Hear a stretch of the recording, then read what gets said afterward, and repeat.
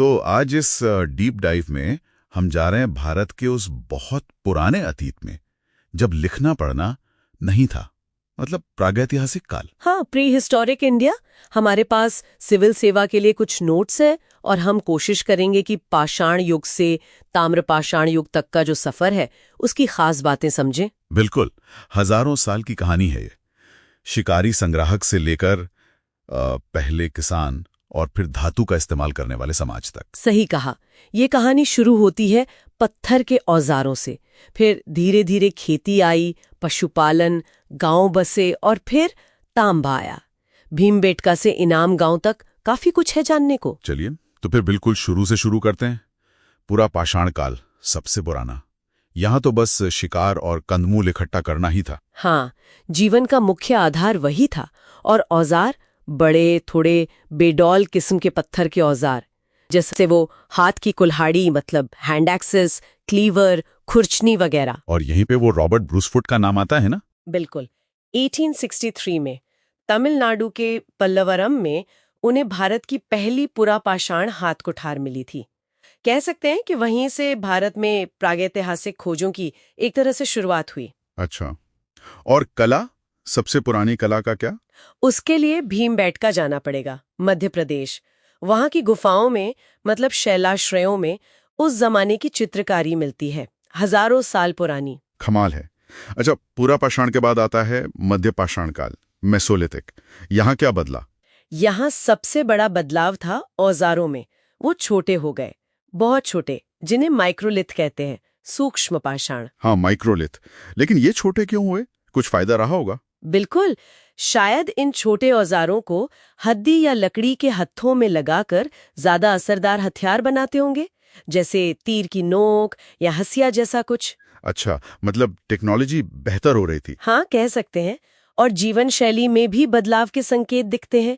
शिकार, मछली पकड़ना तो था ही, पर धीरे धीरे अनाज उगाने या पशु पालने की तरफ भी झुकाव दिखता है। कहीं इसका सबूत मिले? हाँ, जैसे राजस्थान में बागोर है, वहाँ पशुपालन के बहुत शुरुआती सबूत हैं।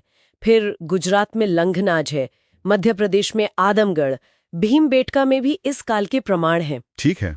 और फिर आता है नवपाषाण काल, नियोलिथिक। इसे तो क्रांति जैसा कुछ कहते हैं। हाँ, नवपाषाण क्रांति कहते भी हैं, क्योंकि यहाँ बड़े बदलाव हुए। औजार अब घिसे हुए, पॉलिशदार मिलने लगते हैं। लेकिन सबसे अहम था खेती और पशुपालन की पक्की शुरुआत। और लोग एक जगह टिक कर रहने लगे, गांव बसाने लगे। बिल्कुल, स्थायी बस्तियां बनी और मिट्टी के बर्तन मतलब मृदभांड वो भी बनाने लगे। इस दौर में अलग अलग इलाकों की अपनी खासियतें भी थी शायद। हाँ, ये बहुत दिलचस्प है। जैसे कश्मीर में बुर्जा होम, वहाँ लोग गड्ढों में घर बना के रहते थे, पिट ड्वेलिंग्स। गड्ढों में? क्यों?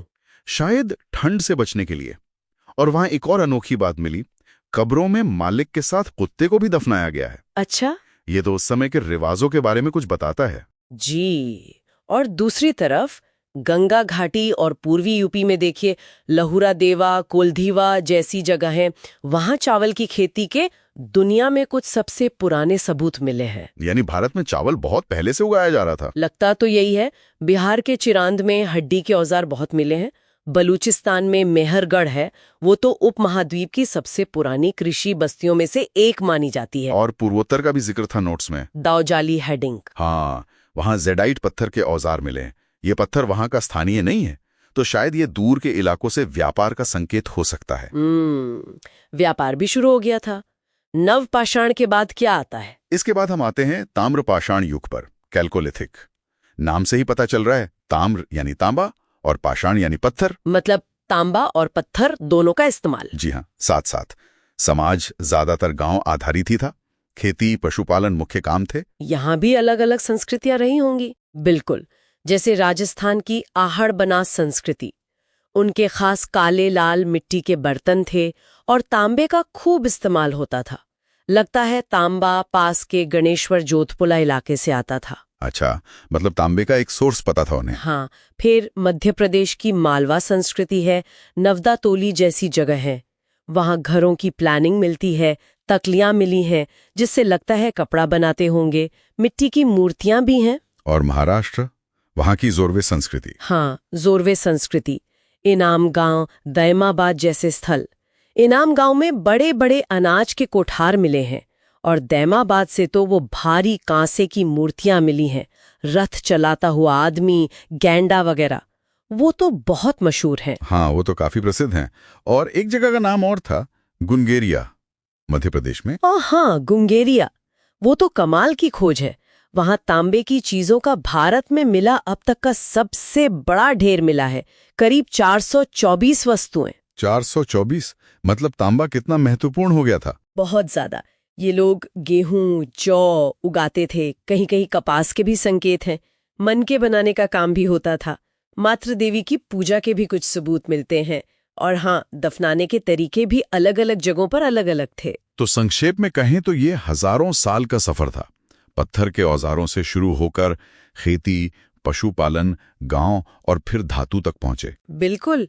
रॉबर्ट ब्रूस फुट की वो एक खोज पल्लवरम में हुई थी और कहानी हमें गुंगेरिया के तांबे के इतने बड़े भंडार तक ले आई। और ये समझना जरूरी है क्योंकि यही वो नींव है जिस पर आगे की सभ्यताएं बनी, है ना?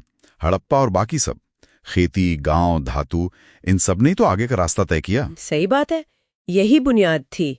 अच्छा, अंत में एक सवाल सोचने के लिए छोड़ जाते हैं। हाँ, जरूर। और या शायद किसी खास ग्रुप की ताकत, मतलब धातु पर कंट्रोल का संकेत था, वो भी तब जब समाज बस बन ही रहा था। सोचने वाली बात है। धातु पर कंट्रोल ने सामाजिक ऊंच नीच को कैसे आकार देना शुरू किया होगा, ये एक दिलचस्प सवाल है।